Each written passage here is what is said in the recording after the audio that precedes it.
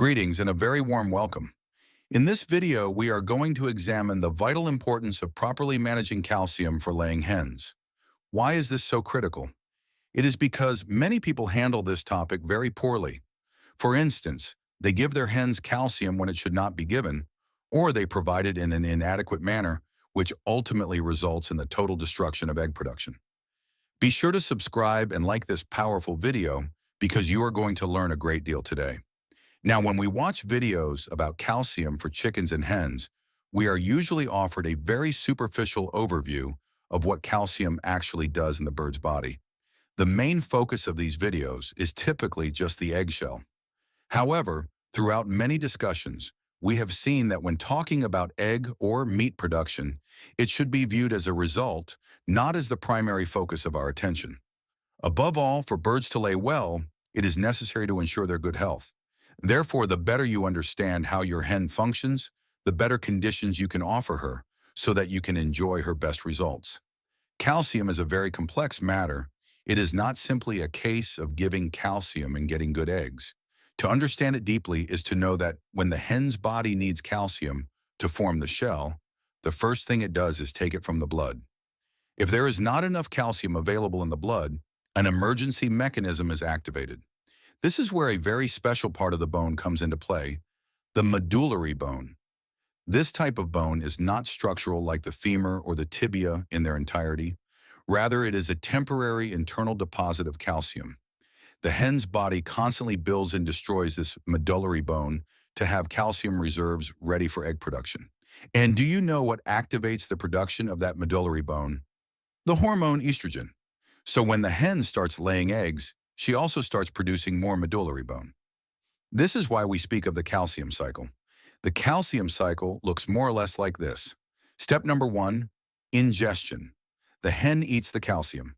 Step number 2, intestinal absorption. If the intestine is healthy and there is a good amount of vitamin D3, the calcium the hen consumed is absorbed and passes into the bloodstream. Step number 3, since it was absorbed through the intestine and passed into the blood, one part of the calcium goes to the structural bones, another part goes to the medullary bone, and the rest remains circulating in the blood. Step number 4 is the production of the egg. When it is time to form the shell, the necessary calcium is extracted first from the blood and then from the medullary bone. And step number 5 is replenishment.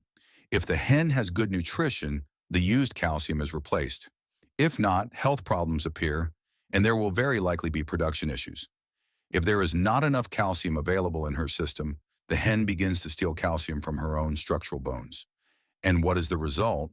Well, she will have osteoporosis, fractures, muscular weakness, and in extreme cases, there will be paralysis and death. But be careful.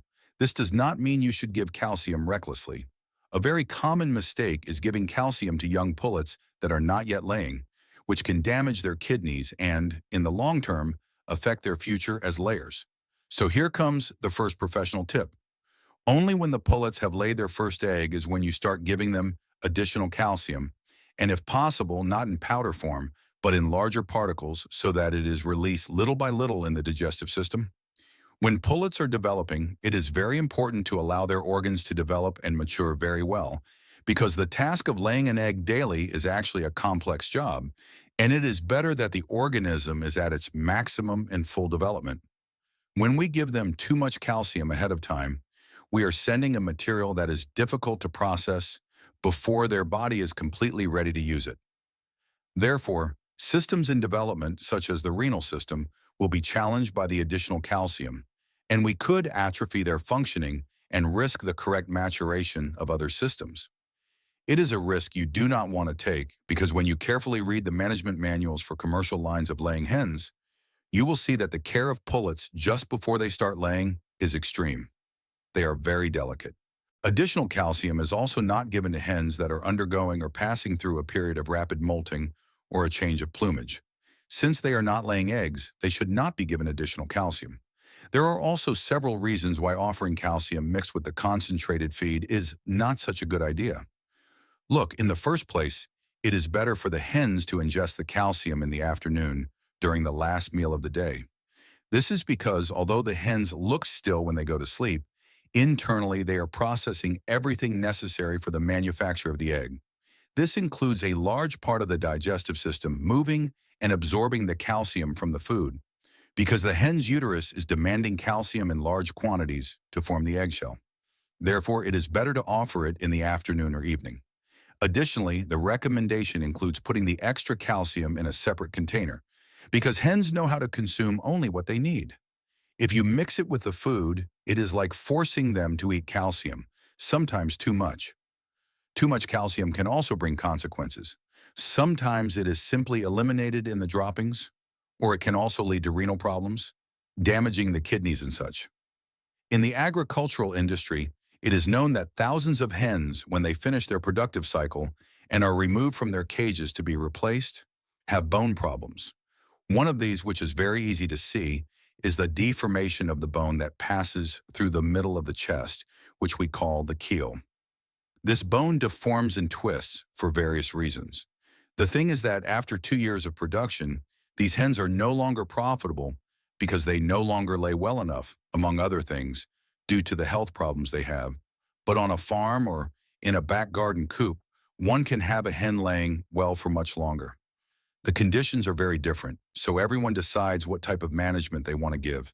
The topic of calcium is very important so that the hen does not suffer from either an excess or a lack of calcium.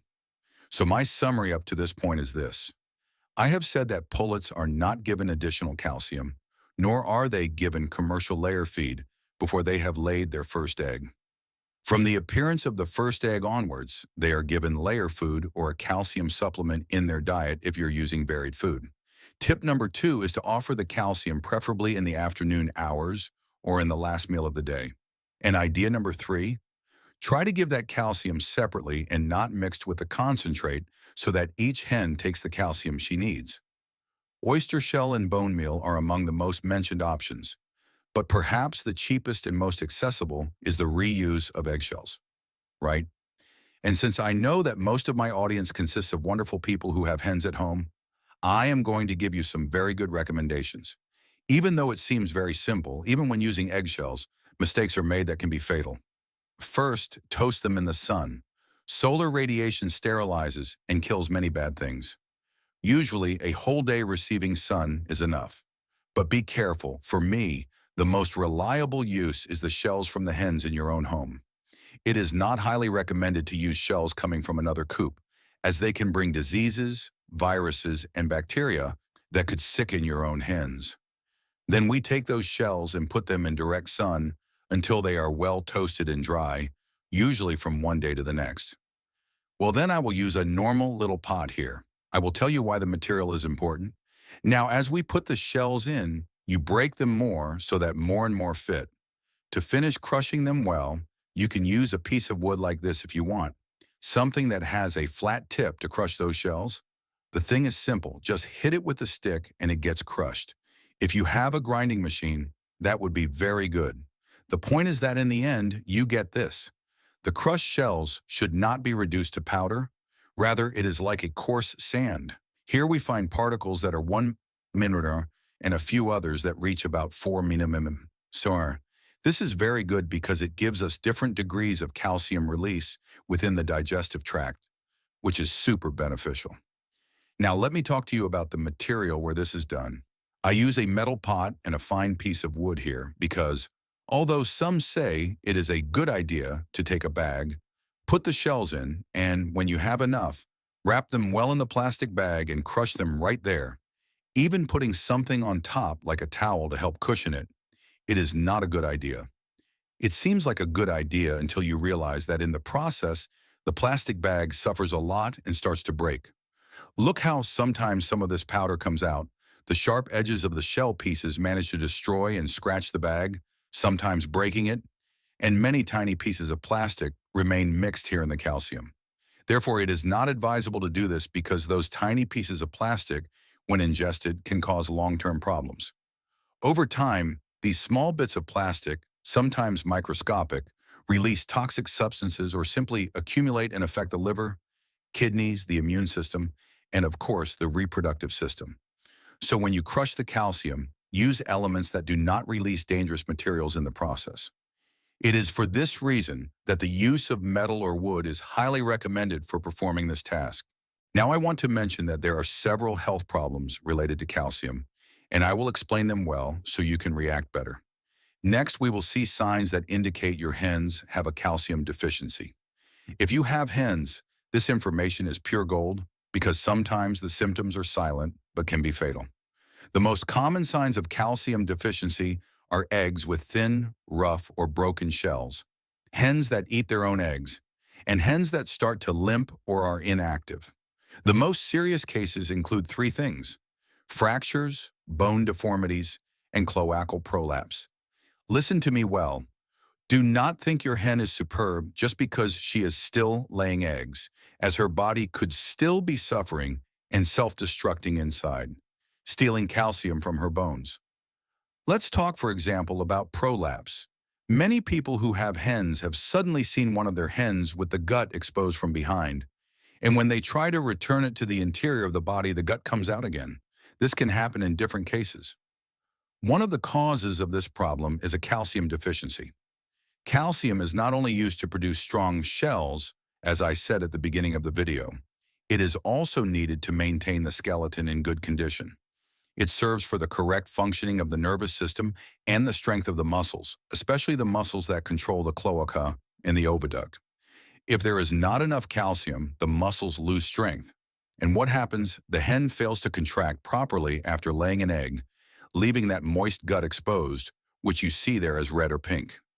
If it is not treated in time, that striking red part can attract the pecking of other hens and initiate a problem of cannibalism, or that exposed part can simply become infected, worsening the situation rapidly.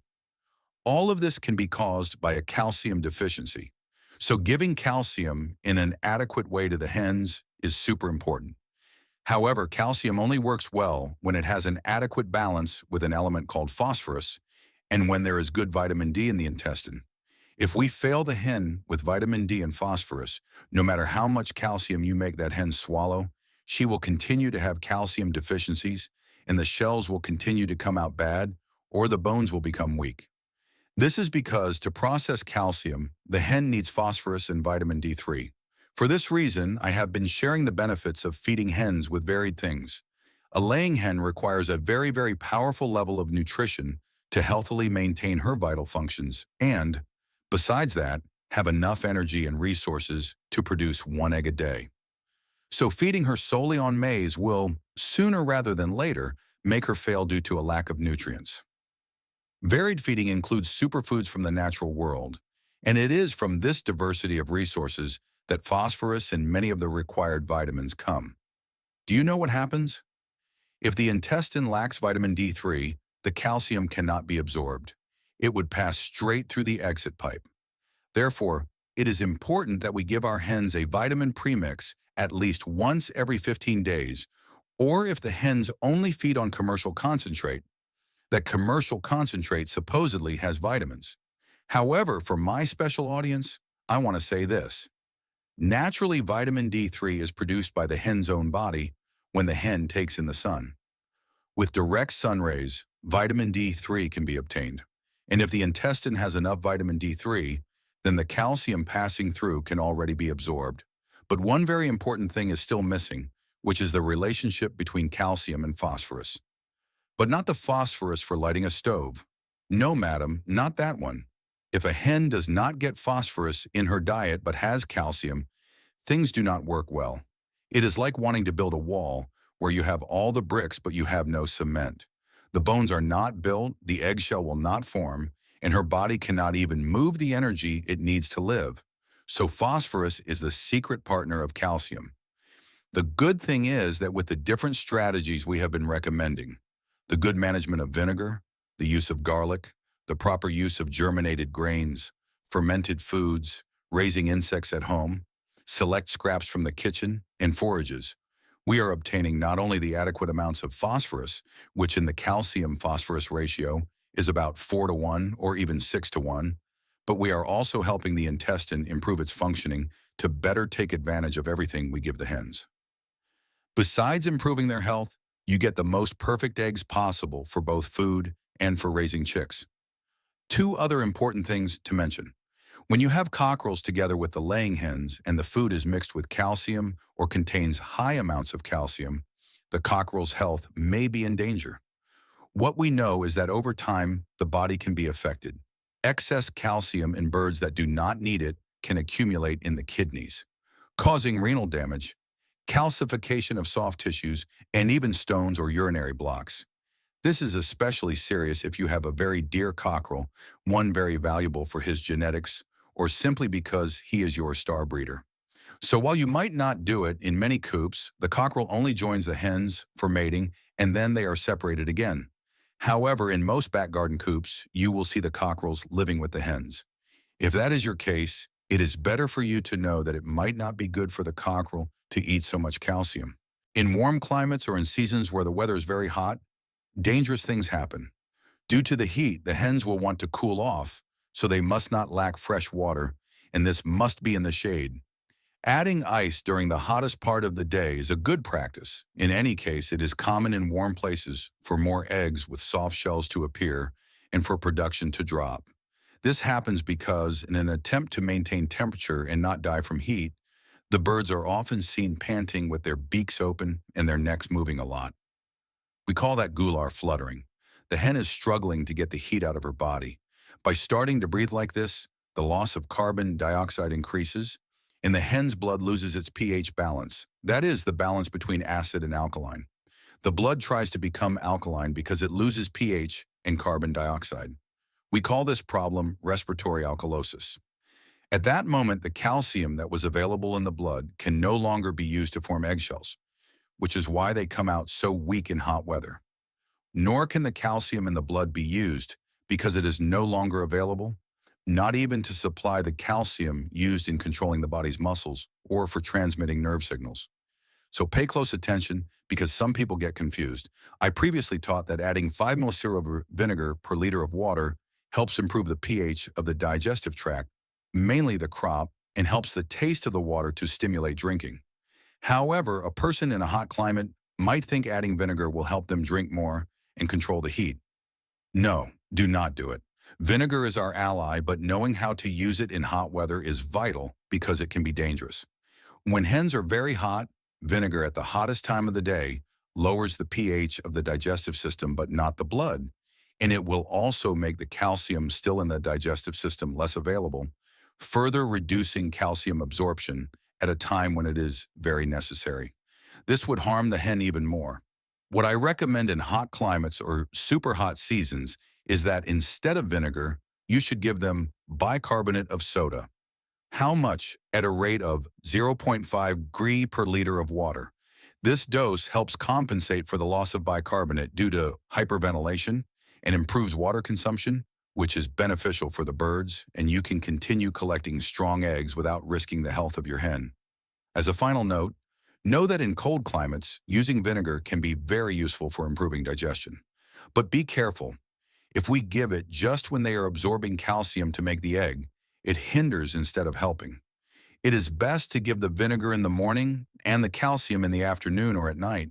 That way, each thing does its job without stepping on the other's toes.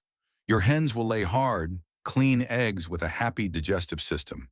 If this knowledge has changed the way you look at the health of your flock, please subscribe and like this video. We are unearthing the vital science that ensures a thriving future for your birds. Let us cultivate a better way together. The next essential guide will be revealed soon.